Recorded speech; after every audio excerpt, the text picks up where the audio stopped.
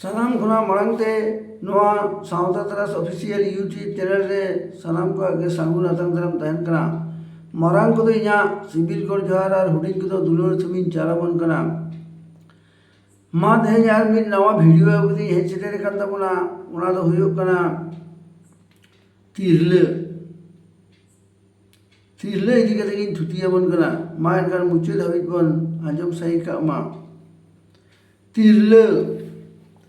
मिट तिरले जखन गे आज आयो बाबा ओड़ा से बहा बहिन आतो दिसम बागी हटो काते बापला काते एटा ओड़ाते चला आय उनी दो ओडे दुलोड़ भाषा होय सावते सानामा के बागी हटो आय खाली उना सुमुंग दो बांग आजा उपरूम और सगई हो बदलोआ आजा भाई भायार वंश झतो जमाई उड़ा रेना हुयो तया ओडेना सिंदूर आजा घारोंज रे आजा मलंग रे सेटेरोआ ती आजा उनारे हो आजा कामी कासनी धरम करम बोंगा बुरु सानामा रेगे आजा ती चुपुर रे हिजुआ गिदरे को हो होयो रहो जावाई ओड़ा रेना यूट्यूब तेगे को उपरुमुआ उनी तिरले हा तिना मरांग एरेम जावाई ताई जुदी मेतायाय आम दो अमा आपा बारे ओड़ा चला में नोडे दो चेड हो बनु तमा ओना कथा के आजा अंतर तलारे तिना मरांग घावे तेरा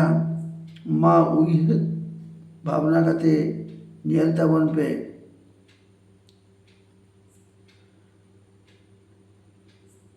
जहाँ तिरले आजा सानामा बागी हटो काते हेज कना है सारी के कि उनी तो उनकान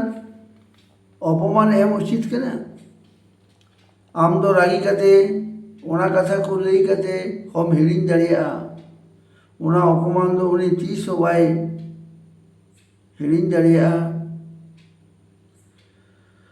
ओनाते सारी जीवन रे सारी सला तिरले दो मन एमा कपे मिट तिरले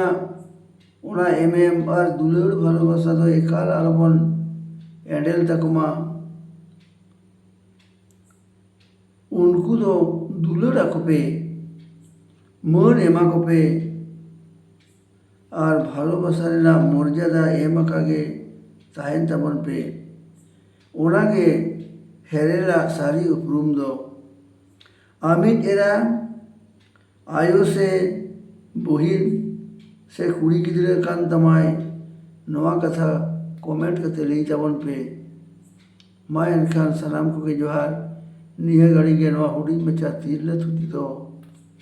नोड़े गिन मुचेत के तबना मा एनखान सानाम को दोहराते सिबिल गोर जोहार और दुलोड़ सुमिन जालत बना।